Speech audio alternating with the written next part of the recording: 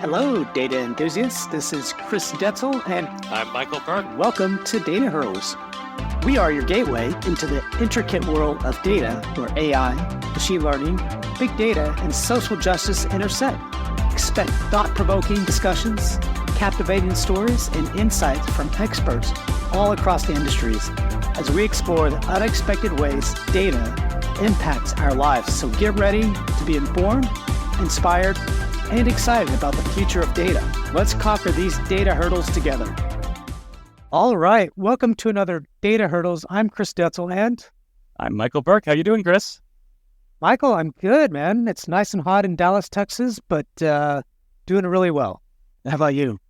We just had our first, it's not officially fall yet, but we just had our first cold morning. I wake up pretty early, as you know, and we were in the 40s this morning. Wow. I was like, holy cow, fall's here. And then today my wife just sent me a picture of her and my son picking out pumpkins. And I was like, oh my gosh, it's here.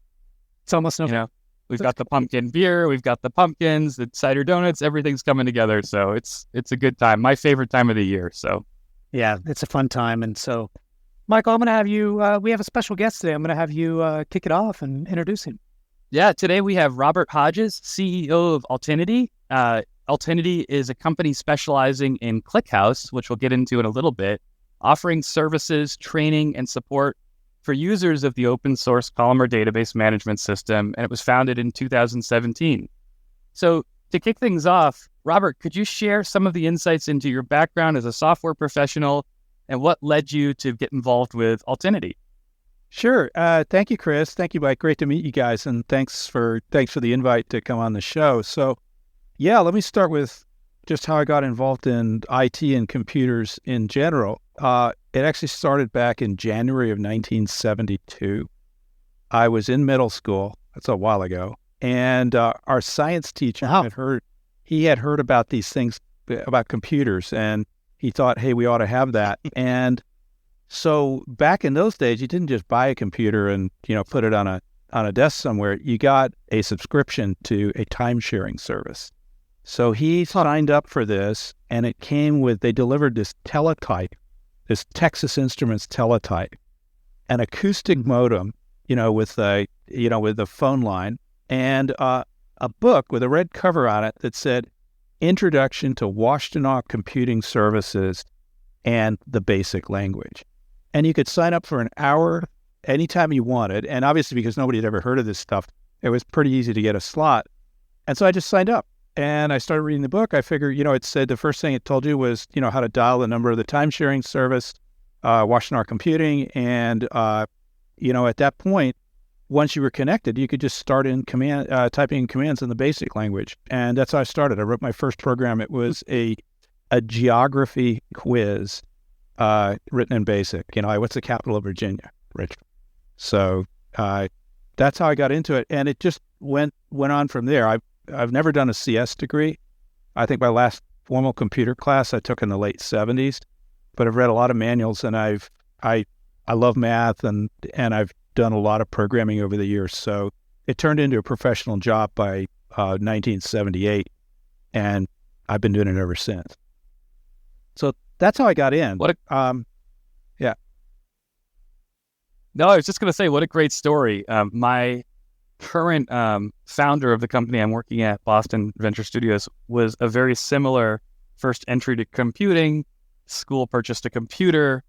And I just think it's so cool that, in this era, people had such limited time with these machines and they were kind of sucked into it. And it seems like you had a similar feeling of, this magic kind of pulling you to something that did something completely differently, right, from anything else that you'd seen. Absolutely. And I think there was this whole generation of people that were essentially self-taught. And I guess in a way, that's why people like me are still in it, because the way we got in it was we like to learn stuff. I was always, when I was a kid, I like to understand how machines work. And one time I took apart my dad's power saw because it was broken, and he said I could have the batteries, so I plugged it in to check it. It didn't work, so I then took it apart. I got an electric shock that almost knocked me out because it was, it was still plugged in. But that's the kind of, like desire to understand what's going on inside the clock. How does it work? That motivated a lot of us to learn this and then to keep learning. In my case, over 52 years, it was it's just something you never get tired of. It's a great story. And so as far as kind of the transformation, if we were to fast forward a little bit further down into your career as a software professional, what brought you to Altinity and how did you get involved? I know you mentioned your friend was one of the founders. Really interesting story. Yeah, so I've been working with data since 1983. That's the first time I was introduced to a database. I was enlisted in the military, and I've been working on it on databases of one kind or another on and off ever since. So what happened was the previous company that startup I was at was called Continuant. I was the CEO, and we ended up selling it to VMware. So I was working at VMware, and one day I got an email from one of my best friends, Alexander Zaitsev. He's somebody I met about 20 years ago, and a previous startup, and we remained friends ever since. And he said, "Hey, Robert, I know you like databases. I have one I really think you got to look at. It's called ClickHouse." And I said, "Yeah, I'm busy right now." And so because when you do a transaction, you tend to get you normally get locked up for a while. So I couldn't do anything, but I did eventually get around to looking at it. And this database was really phenomenal. It's incredibly fast. It's relatively simple compared to, particularly because it's a type of database that we call a data warehouse or an analytic database. It's relatively simple to set up and use, and it looked to me like it would work really well in the cloud. And at the time, I was working in a group at VMware that was taking care of VMware's essentially cloud partners. These are people who would run VMware and create private clouds that they would then resell to their own users. And it just looked like, hey, this is a no-brainer. We could actually set this up and run it, and sell it to VMware partners. So to make a long story short, I ended up joining the company, which was also on the board of directors. They had a couple people I've known for a really long time, Peter Zaitsev and Videep Tochenko, really, really great open source software engineers, people I've really admired. And it was just a chance to come and run another company that was doing something really, really interesting. So that's how I got in it. And so I wasn't a founder. I've just been running the company for about 5 years.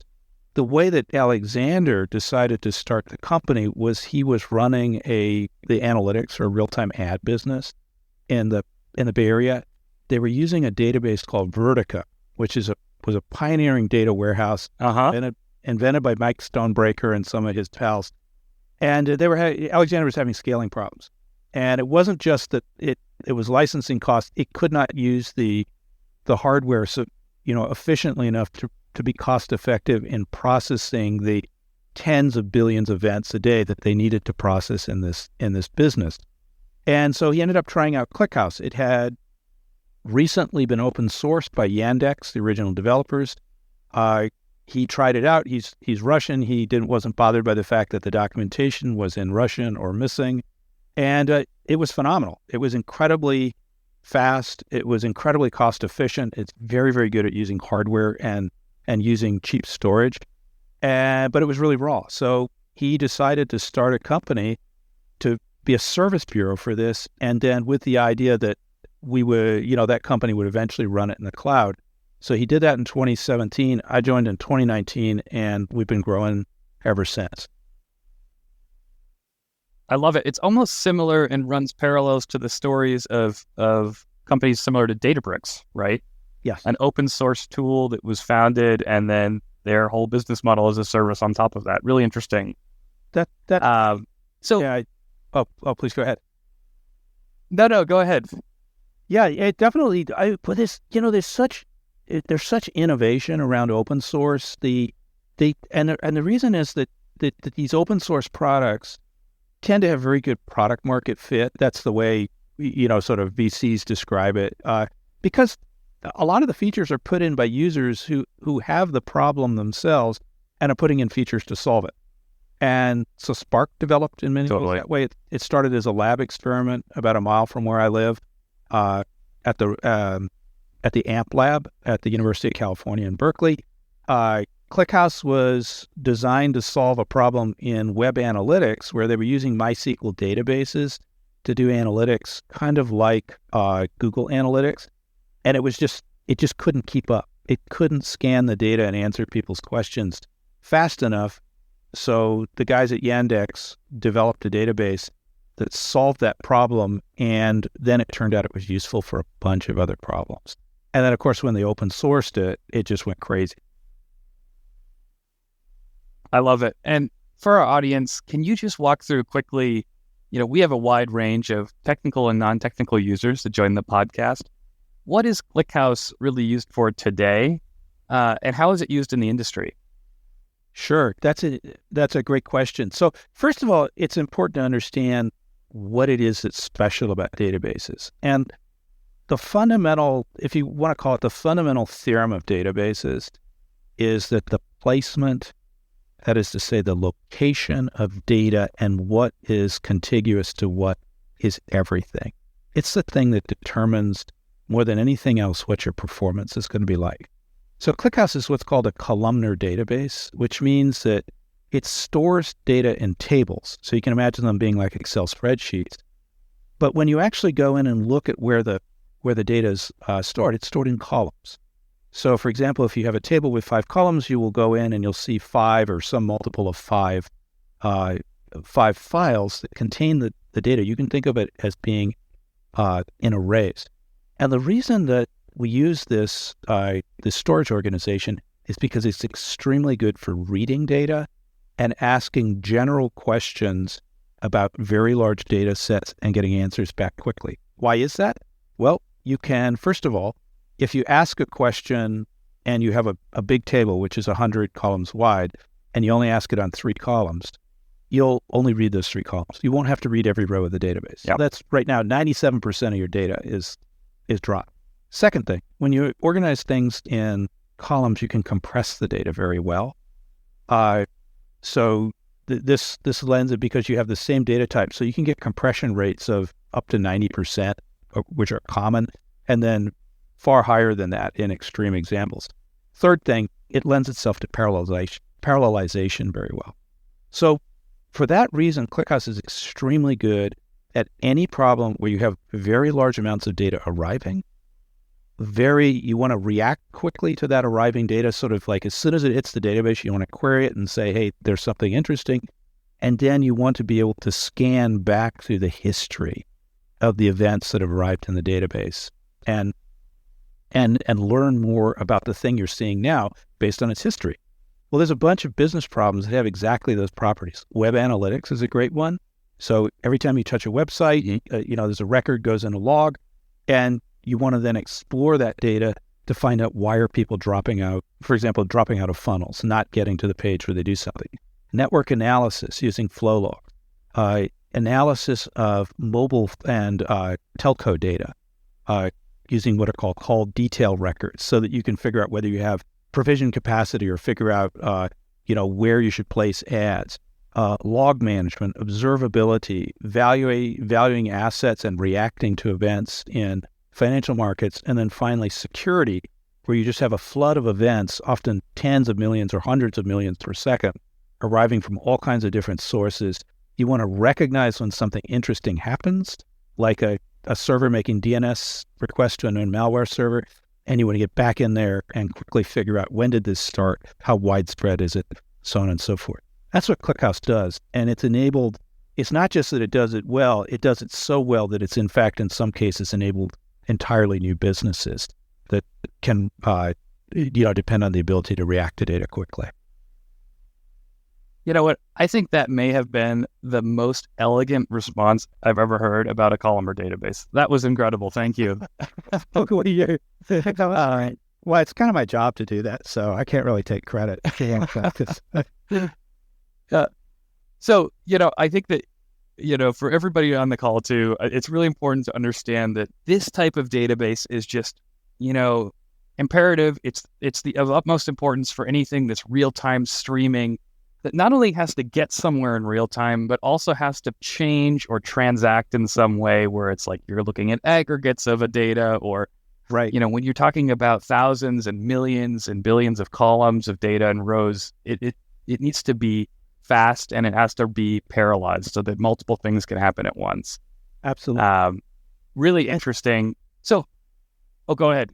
Well, yeah, and one of the magical things about this is that you see people can do, when you have a database like this, people can do incredibly creative things with it. I'll just give you an example. There's a company that we worked with at one point called Admiral, and they help people who run websites decide when to pop a question about whether to, for example, remove an ad blocker and sign up for a subscription. The way that they do that is that they're accumulating data and then asking questions in real time. As a page is rendering, you can go back to Admiral and say, hey, is it time to pop the question? You have to be able to respond. You have to be able to look at the history of what that person is doing on the website and respond within a few milliseconds in order to do that. So this is an example of enabling something that just wouldn't exist with the databases that exist before this time. Every time I see that, it makes my heart sing, because it's just the creativity and the way that people can, sort of develop these new ways of using data and then creating these imaginative businesses that solve real problems for people. I love it. I think that is such a great example, and one that is so common, right? And if you think about the rest of the world, there are so many use cases like this where even a second is too much time. It's too much latency for a decision to need to be made. So in your view, how has Altinity made an impact in the data management and analytics industry, and particularly to the relationship to ClickHouse, as you guys have been such supporters and kind of contributors to this open source software? A great question. I think there's a couple things that I would point to. One is that we've simply popularized for ClickHouse. The database market is incredibly crowded. You look around, you read Hacker News, there's basically a new database every week. Most of them, sort of appear, and that's the last time you hear them. Somebody says, does a show HN article, and they disappear. But there are many more there are many databases that persist. So you need to get out of the noise level. And one of the things that we did was that we just spent a lot of time talking about ClickHouse. I do webinars on ClickHouse. We do a lot of blog articles, just helping people to understand what this can do. We were helped, of course, by the fact that companies like Cloudflare and eBay also saw the benefit in this database. They wrote about it, shared what they had done with, sort of real world, large scale use case. So helping to popularize ClickHouse was one of our contributions. The second one is making a bunch of companies successful with it, at this point, hundreds. And they range from mom and pop startups that have maybe 2 people or even side projects, and, being able to teach people how to use ClickHouse effectively. And all the way up to companies that are, for example, we have one that's in the F10. And, again, enabling them to use this very powerful tool. One thing about ClickHouse is that it's like a race car, like a drag racer, which means that it's a powerful vehicle, but you got to point it in the right direction, and you have to use some caution in the way that you drive it. Otherwise, you, for example, will not get the problem solved. There's certain problems it's not suitable for.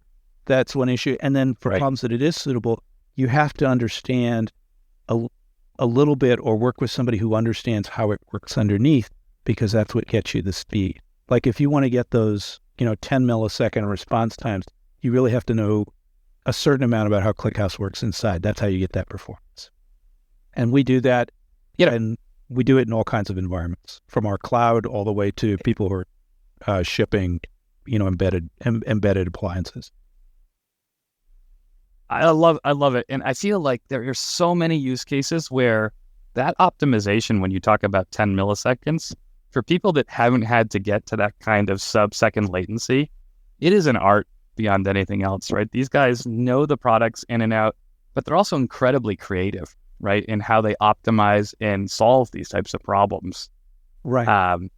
As you see these integrations of ClickHouse and probably the growth that you've seen over the last, several years. How are you seeing technologies like AI starting to shape the future of data analytics? And what are some of the potential benefits that organizations can expect from these synergies? That's a really interesting question because I think where I want to start is to just talk about synergies. So when I got this job, which was I started on January 1st, 2019, I was sitting down at my computer. I was so psyched because we were going to, I was going to be helping our company help users build these applications. And we had this great data store, incredibly fast. You could get data into it quickly, you could get it out quickly. So for sure, we were going to be doing all kinds of integrations with machine learning and AI. And I know there's a lot of excitement around ChatGPT, for example, right now in the last year, but AI has been around for a really long time. And it started to get really big. After about 2011, 2012, when, neural networks really hit. And so there already was a lot of AI, particularly in things like e-commerce, where you're doing recommendations or, bidding strategies for ads, where you're using AI to decide when to place a bid. And so I thought, okay, well, this is going to be part of our life. Well, that was a completely mistaken understanding of the problem.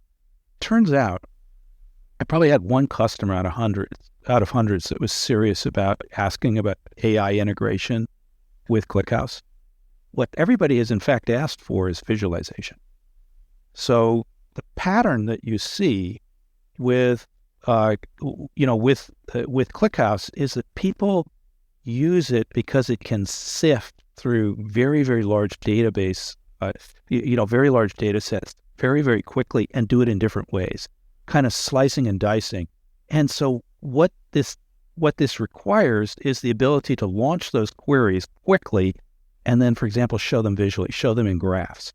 This is incredibly powerful because it turns out humans, we talk about AI doing pattern matching, like photo identification. Well, it turns out humans are really good at this as well. In fact, in many ways, far better than most AIs, or in fact, all AIs that developed to date.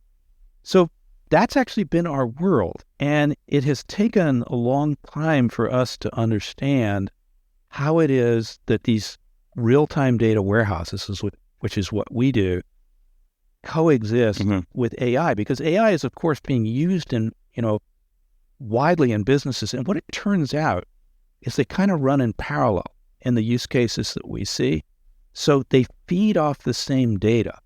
So you'll have the real-time data warehouse that allows you to sift through, but at the same time, you'll have machine learning and AI applications that are feeding off the same data lakes that we load from, feeding off the same event streams that we load on, and solving a different set of problems in parallel, such as, for example, how to execute on a trading strategy of some kind for real-time bidding, or how to make sophisticated recommendations to users.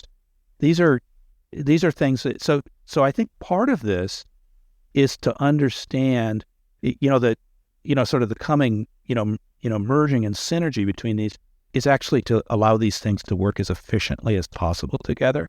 So for us, one of the best ways that I'll give you an example of something that's coming up right now. We generate a lot of data or process a lot of data. What many of our customers would love is if we can just automatically dump it into a data lake once we've merged it and made it very efficient, so that all the AI applications can turn on to it, can just jump on it and use it for training. So it's not that the database is connected with the AI application directly. It's more a question of allowing it to work synergistically. And that's actually where I think more of our focus, as we look at this, more of our focus is there than, for example, directly embedding AI in data warehouses. It's so funny. And I've heard so many requests from customers like this throughout my career of, we've designed a system that is hyper-tailored for a specific set of use cases, and they want something that just does it all, and it is such a challenge managing those conversations and walking people through them. But I think the terminology I always used to do is we've built you a Ferrari, right? If you want to go off-roading, we need to build you a Jeep. It's a different device that's designed for different use cases. It is. Where if we've built your system for speed, if you need versatility, or if you need, scalability and process, right? Or fatter tables that have tens of thousands of columns and they need to all interact and be processed in parallel. That's a totally separate use case. So I love walking people through that. As AI and ML models become more complex and data intensive, what are some of the use cases where ClickHouse and Altinity really provide those scalability? I know it's not all. I think that large language models and some of these neural networks are kind of put into use cases that are separate in some ways, or could be considered separate. But with something like optimizing columnar data storage, you just brought up that as an example. Yes. How are you guys leveraging AI and things like that today to meet and support these evolving demands? That is a really great question, because I think that gets at, I'm not an AI expert by any means. I'm interested in everything related to computing, and I've been watching this for a long time. But I think the thing that I find fascinating about AI is the fact that, and you can see this in ChatGPT, it's not the fact that it can answer a question for you. It's the fact that it will do what looks an awful lot like reasoning, which is in some ways the hardest part of writing, to construct an argument, to, sort of understand what is the question being asked, what are the, ground assumptions, and then to construct an answer that, that takes available information and then comes to a reasoned conclusion. This, to me, has been the most surprising thing in the large language models, that they are able to do this. And it's something that is very difficult to relate to the underlying data that was used to train it. It's like, okay, how do they do that? This is emergent behavior. And so to answer your question, that's exactly how this perhaps could be used, is to reason about, okay, I'm building an application, and here's what I want to do. Give me a starting point for how this application should be organized. And I do see that if, if we're dealing with schemas, for example, it is possible for large language models to begin to reason about these in a way it's not always perfect. I mean, you have to look pretty carefully at what they're suggesting, but the point is the suggestions are often quite good, and in some cases bring up things that you wouldn't have thought of yourself. So I see these sort of not having the AI directly embedded in the database, but more being able to give you, I mean, what would be really cool is to see if this can help give us the envelope of reasoning that goes around some of the uses of the data that we provide. I think that's entirely possible, at least from what is known now. And I think that's the place where I'm really most interested in looking for some really innovative applications to emerge. I couldn't agree more. I think that what we're seeing right now in the large language model world is specialization. And it's coming, I think, faster than anybody anticipated.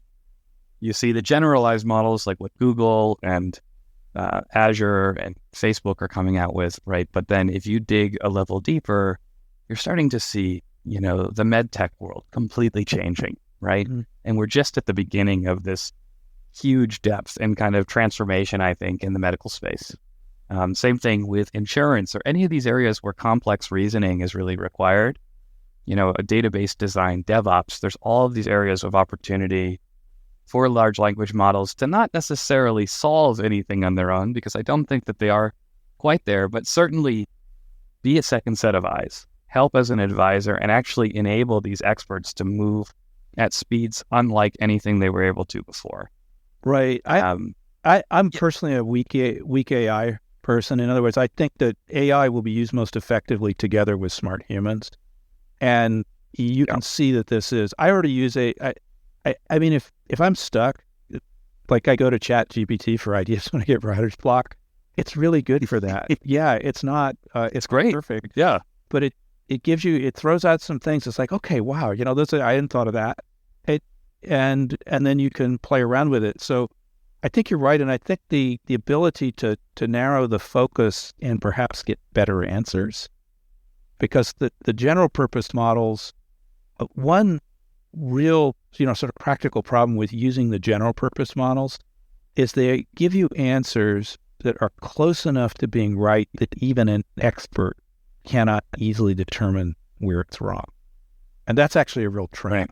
So, for example, write me a piece of code that does X, or tell me what that code is doing. You get an answer where I look at it and it's like, okay, it would take me longer to figure out whether that is right or not than it would be to write it from. So, it's funny that there's been this whole conversation about the usage of AI and that experts will consume AI-generated content and produce AI-generated content significantly more than your entry-level employee because of exactly that. If you don't know what you're asking for and what is being produced, it's so hard to understand what's real. Switching topics a little bit, as in addition to the evolution of AI, there is this ever-increasing importance around data privacy, regulation, compliance. How does Altinity ensure that data stored and processed through ClickHouse is handled in a compliant, ever-evolving, regulated way, especially with this new integration of AI? Yeah, that's a really interesting question. So first of all, I'd say that there's kind of like a permission to play type of problem, which is just make sure the database is secure and not getting hacked. And we've actually put a lot of effort into that. One of the things that I'm working on is in the data on Kubernetes community is establishing a set of standards for Kubernetes operators. These are pieces of software that are used to manage databases on Kubernetes. They basically turn it into a resource that you can describe very simply, and then they'll do things like when you change the resource definition, they will upgrade the database for you, or they will add more nodes, things like that. So this is job one to get that part. The compliance issues are really, as you move into that, there's some really interesting problems that you run into. And one of them is that it is way faster. There's a conflict between speed and security. Let me give you a simple example. Mm-hmm. Analytic databases work really well if they can just make the assumption you never delete data.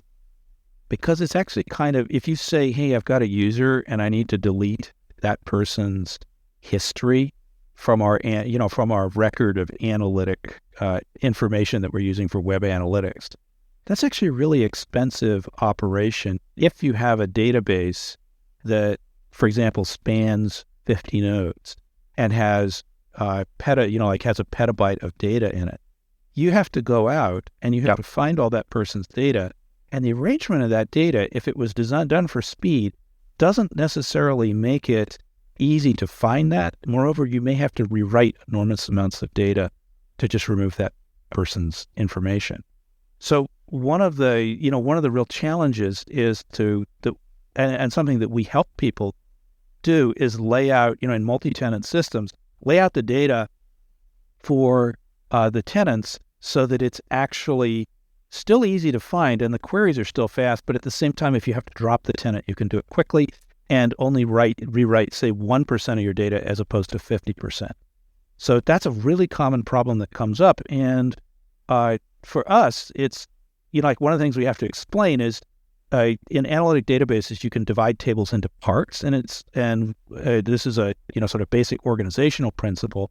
And a lot of people will say, okay, I've got tenants, I'm going to put each of them in different parts, and that's a reasonable way to think about it. The problem is that in any multi-tenant system, there are big tenants and there are little tenants, and there's a huge variation between them. So if you do it that way, you will actually end up with data that's very difficult to manage, that overflows systems. You can't parallelize well. So what we teach people to do is keep everything in one table, but sort it in such a way that each tenant is stored in a contiguous patch.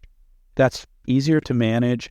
It trades off the fact that, eventually we'll have to rewrite it, but we'll only have to go rewrite the part where that tenant lives and maybe some stuff on either side of it.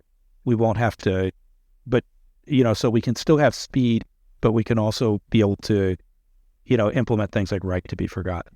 So this is an example of the challenges that we help people through as they're building these systems and also trying to meet their compliance requirements. Robert, this was such an interesting conversation, and I really appreciate your time today. Thank you so much for joining us. Detzel, any follow-up questions or last points that we want to bring up before we jump?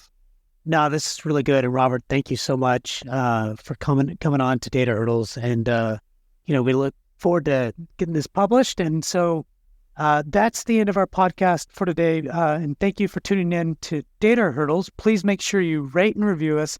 I'm Chris Detzel, and I'm Michael Burke. Thanks for tuning in. Thanks, everyone.